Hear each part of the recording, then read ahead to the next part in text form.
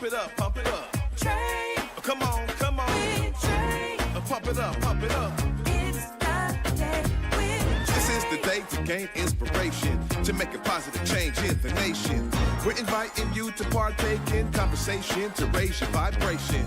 It's the day that we will all celebrate all of our peeps that make this thing elevate. Watch the negative fade away, cause it's the day with Trae.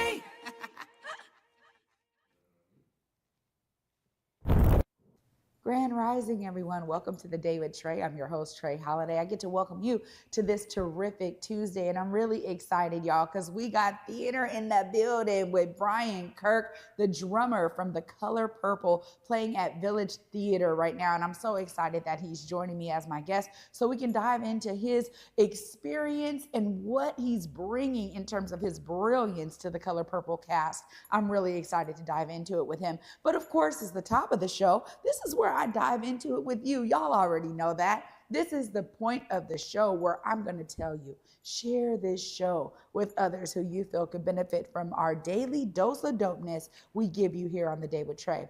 And as always, if you can't watch us, you can always listen to us as well. Anywhere you find your favorite podcast, just search Converge Media Network and The Day with Trae, and you will find us on your favorite platform.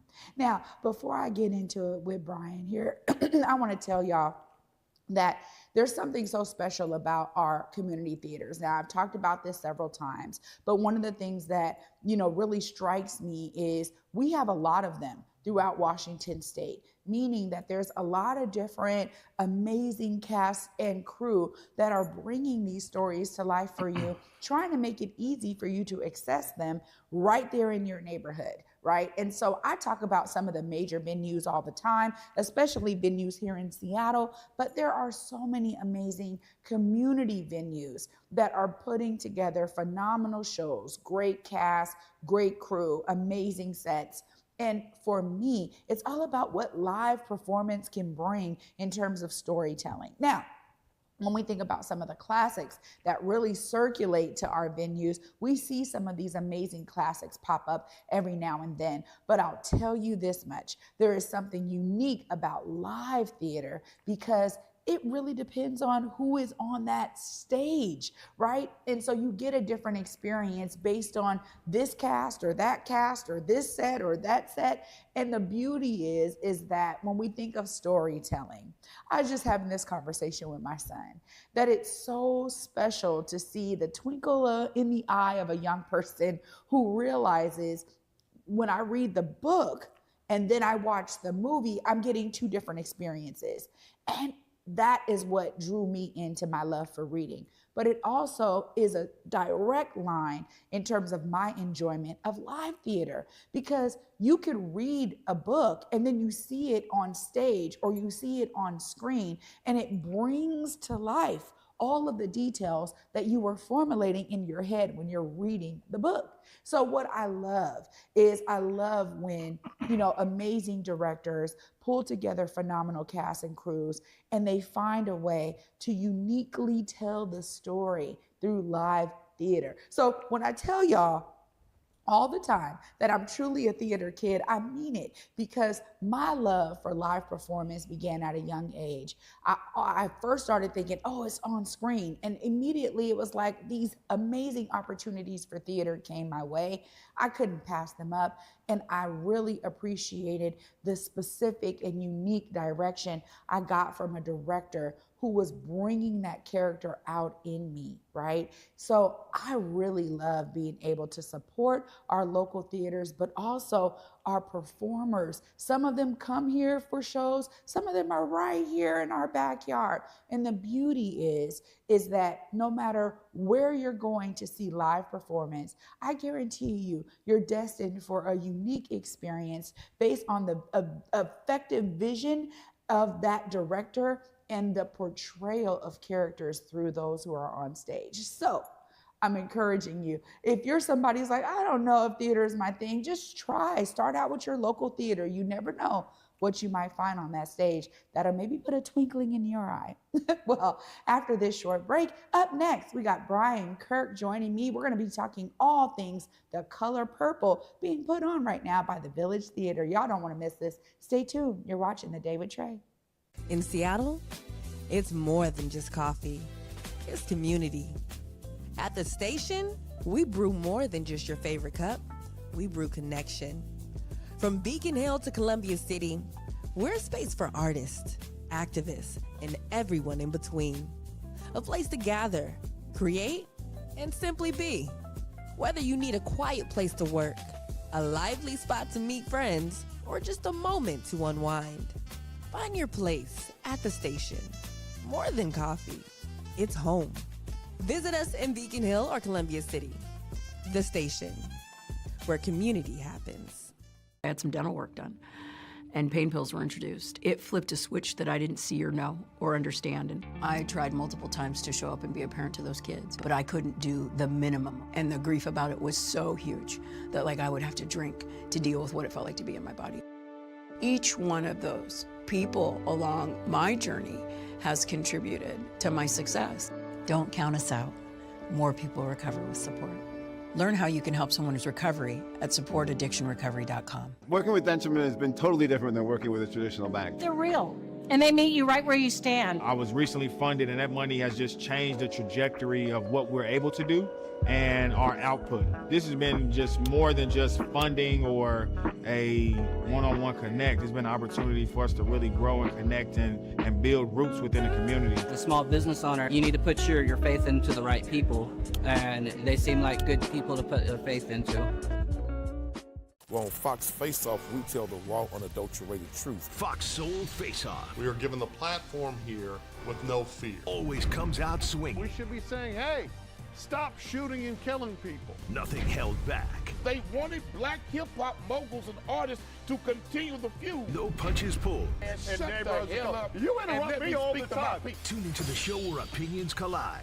Fox Soul Face Off. New episodes weeknights at 9 or stream anytime on Fox Soul.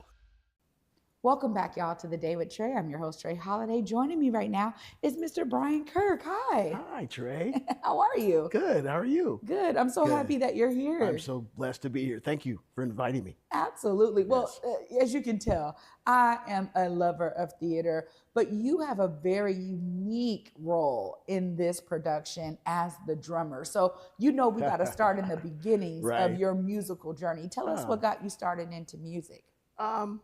My father is a drummer, was a jazz drummer, and played many of the musical theater and shows in Indianapolis. So I started playing drums when I was about 6 or 7 or 8. Started seriously studying about 13, and I studied at college, privately as well as college, and I have a degree in classical percussion, and then I have also a master's degree in jazz contemporary studies from NYU. Wow. So I just did a lot of playing in the Bay Area because I'm from San Francisco. I was born in Indianapolis, but San Francisco. And having my dad, all the musicians that he played with, come over to the house all the time and play and show me how things are done professionally as well as having fun doing it. The bug hit me and I just continued to practice and play and get experience. Wow. So. I'm going to tell you, there's something really special because as soon as you were sharing that, my mind goes into visual mode. Okay. So I'm seeing you as a young kid. You got the professional musicians that just coming over to your house, Very everybody true. eating dinner and sitting there having like a jam session. They were jamming, yes. And and not only dinner, had a couple of pops, but Right. they're trying to outdo each other. Like, my dad had a organization called the Percussion Pool, where he got all the drummers in San Francisco together to get together and have food, like you say, food and good times, bring the family kind of thing. And so they would all come by the house. There'd be a set of drums downstairs in the basement, but he also had snare drums where you could play brushes. And so the guys would try to outdo each other and, and laugh and talk. It was a really great experience growing up in San Francisco with my dad being a musician, plus a musical educator. He was an educator as well. So. But then you really followed in his footsteps in such a unique way, taking it all the way through a master's program and understanding like the mechanics behind music. Yes. Tell us how that really informed your approach to drumming. Having studied with my dad and not taking it serious enough at age 6, he gave up on me. But then at 13, I really, having the environment that I grew up in, I kind of knew what had to be done. And so I got really serious about it, actually living in San Francisco and enjoying the music of Tower Power and Cold Blood and all of the funk bands in that era, in the 70s and 80s. And so I started studying. I studied drums with Chuck Brown, who was David Garibaldi's drum teacher of Tower Power. And so I studied with Chuck for 7 years. And the discipline that he taught me, and he told me, if you do this stage, this step, you know, you keep going, you practice, I give you a little bit more, you come back and practice, and then you give me your album and I put it on the wall. He had a chalkboard well full of albums from Tower and Santana, because Michael Shreve studied with him. So that inspired me. And just being around all the players at college that were really, it's a big competition between percussionists and drummers. Who's going to be in the first band? Who's going to be the first chair in the percussion ensemble or orchestra or concert band, that kind of thing. So it was just my dad said, the bug got you, you don't have to worry about you anymore, you know, as a teenager. He was able to go, okay, I can rest, I concur, you got it now. Yeah, you got it, you know, you understand it now. So I had all the literature. I mean, he was a music teacher, plus he had just so much music. He was a student of history. And so I had books and everything I needed to do. So I took care of business because it was something I wanted to do. Well, you know, the love of it is really always going to be the driver. Yes. I try to really instill that in my sons, that when you find that love of something, your purpose begins to formulate around that. And the beauty is that you have the ability to make it your own, to make that path your own, which is, sounds like you definitely did. Yeah. But when you think about taking all that you learned, right, in school and through all of the experiences and relationships, then you start doing musical theater yourself. Tell us about that kind of transition. Did you do other things like be in a band or things like that in between? Or tell us a little bit more. Once you got out of the educational environment, how did it manifest for you to now be on stage for The Color Purple? Well, the training I got in San Francisco was literally playing in garage bands and funk bands around the area. And so when I studied at City College in San Francisco, with Dr. David Hardiman and others, I started to begin to reach out to theater people, because I always liked theater, always liked musical theater. It's always been something I love. And so I reached out to David and other people about getting experience in musical theater. So I started volunteering and playing in shows in around San Francisco, Chorus Line, Dream Girls, all these little local productions of these particular shows, a Music Man. And then I got a job at Great America, which is now Six Flags, Great America Amusement Park, and I got to play the musical theater shows in Great America. So I was hired I was still in college, I think it was 81 and 82, where I got to play the Music Man. I got to play Evolution of Rock, which is 8 shows a day, 6 days a week. And then Music Man was every 8 shows a week, and over 400 shows. So I got the really experience of like being in a pit, as well as not really being on stage. At the Evolution of Rock, I was in kind of the house band, because that was when they actually eliminated horns and they played with the rhythm section with a tape. Wow. So they're trying to save money, right? And they did, I guess. And so we actually played with a tape, and it was a variety show of what they call the evolution of rock and roll, all the way through from the 50s all the way through the 80s. We kind of, I think the closing number was Celebration by Kool and the Gang, right? Yeah. That was, everybody's going crazy. But that experience just led me to other experiences around the Bay Area. And then I just said, you know what? I kept playing around, and Fred Berry hired me to play for Gladys Knight and the Pips. So she came to the Paramount in Oakland, the whole family, and it was a wonderful experience. And I was playing vibraphone, timpani, tambourine. Her sons played congas. Bubba played congas, her brother. But I had all the miscellaneous percussion, and it was a lot of fun. I mean, it was like a really pressure cooker, because it was only 3 nights. but I literally handled it. And I was like, I gotta go to New York. And so I made plans to go to New York in 1986. And I went to NYU in 1988. So yeah, that experience just taught me a lot. So then what brought you here to the Pacific Northwest? That's interesting you say that. People always ask me when I first got here. I've been here 30 years. I was on the road with the Pointer Sisters, Ain't Misbehavin' show. We did 42 cities in 11 months, 8 shows a week. The Pointer Sisters wanted to literally say that, okay, we can do musical theater. We have the chops, of course. We're not, you know, and they developed themselves into triple threats. They could always dance, but they really had to learn to show. Ain't Misbehavin', the Fast Waller show. So I did a month of rehearsals in New York, and we went on the road and opened like September 13th of 1995. And as I was traveling, I realized that the family was being neglected. So it was a long time. So my wife, we had just had our first child, and then the second one's on the way. And so we talked, and I started putting my resume into various cities, and I got a job at Seattle Central College teaching music.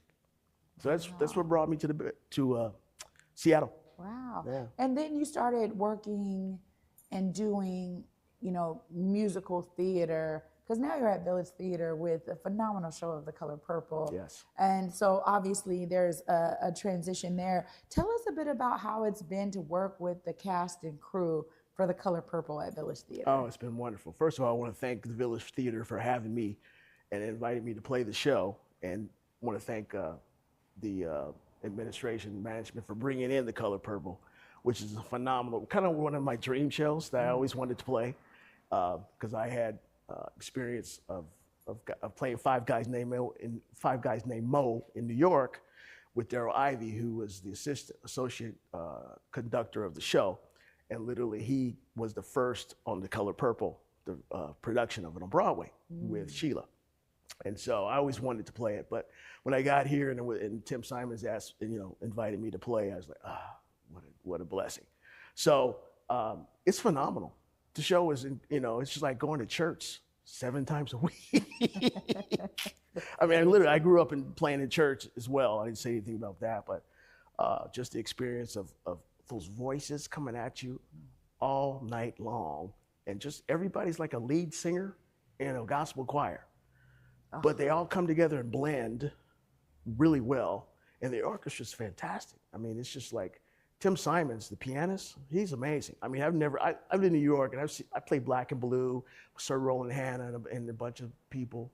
But he's one of the best pianist conductors I've ever played with. Wow. So that's saying a lot about this crew. What I love is that, when we hear the inner workings of, cast, crew, and everyone coming together, it really is a draw to come and see it. Because again, I think people have this conception, especially with, some of our classic shows, like The Color Purple. We're like, oh, okay, I read the book, I've seen the movie, I saw the movie 2.0, Yes. I've seen it in a play before. And so sometimes people are like, oh, I've seen it. But that's what I love, is that when I was talking earlier about the unique nature of bringing talented individuals together, it's not the same. So I love that you're talking about this in that way. And how is the audience receiving the show so far? Oh, from the sound, I can't see them, but from the sound of it, it sounds like it's amazing. They just really love it. I mean, I can tell that they're getting jokes. They understand the situation. They feel the heartache of Celie, the passion of all the actors in the show, and yet they're drawn in. They really are. It's an amazing show. It really is. I can't wait to see it. You got me so excited. I'm gonna tell you, Brian, you got me excited for sure. But I always got to give folks time to make sure folks know, how do they come and see this show? Y'all have 2 different theaters you're going to be in. So I want to give you time to look right in the camera, let folks know how they come and see The Color Purple from Village Theater. So The Color Purple is now playing at Issaquah, Village Theater Issaquah, and we are playing through June 28th in Issaquah.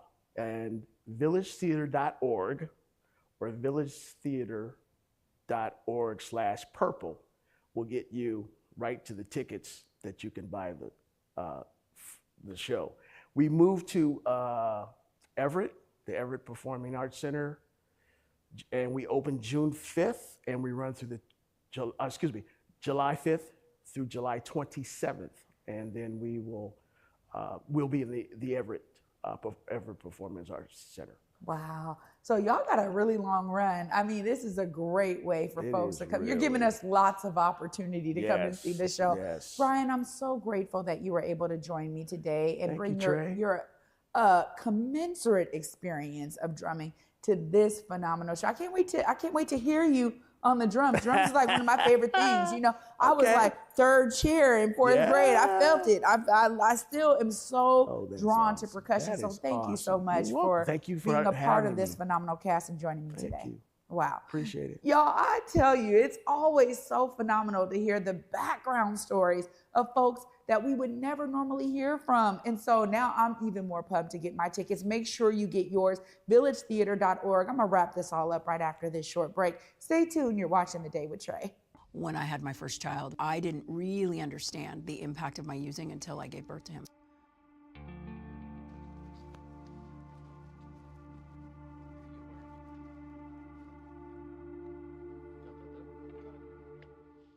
I worked in weapons department in the Navy. That's a work hard, play hard kind of place. It very much became apparent that I had a substance use disorder. Nobody asked me if I was okay. It was just medications that were thrown at me for so many years. I had some dental work done, and pain pills were introduced. It flipped a switch that I didn't see or know or understand. The first time I recovered, my dad was the person, the rock. When he died, I had a severe relapse. It was one of the darkest times in my life, because I had a taste of what recovery could feel like. A lot of shame came in. And the grief about it was so huge that I would have to drink to deal with what it felt like to be in my body. I had lost the military career. I didn't have a place to stay. I was out of work. Seemingly overnight, I became a vehicle resident. And that continued to kind of escalate my use, is being afraid to ask for help. I tried multiple times to show up and be a parent to those kids, but I couldn't do the minimum. In my mind, they were safer where they were than they were with me. It does. It takes a village of support. It takes a village of resources. Getting all the things that kind of made me whole again happened because of the stabilization. There is no part of my sobriety that would be possible if it wouldn't have been with help from others. Every one of those people believed in my ability to live differently. Each one of those people along my journey has contributed to my success. Don't count us out. More people recover with support. Learn how you can help someone's recovery at supportaddictionrecovery.com.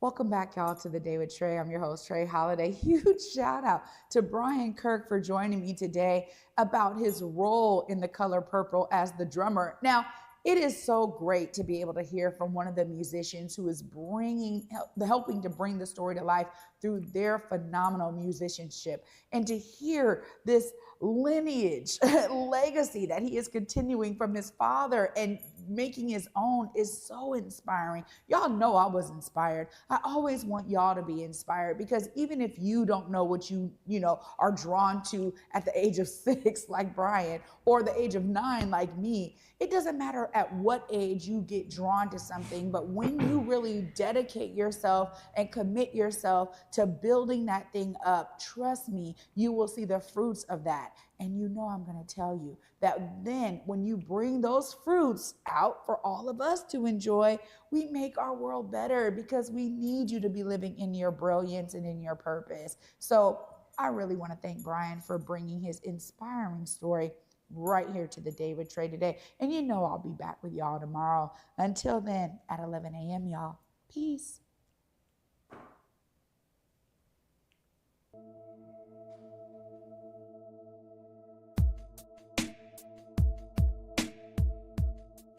Converge Media produces culturally relevant content for Black and urban audiences. Our coverage is raw, transparent, and objective, praised by community leaders, government officials, and residents. Support Converge Media today via Venmo, Cash App, or PayPal at Converge Media.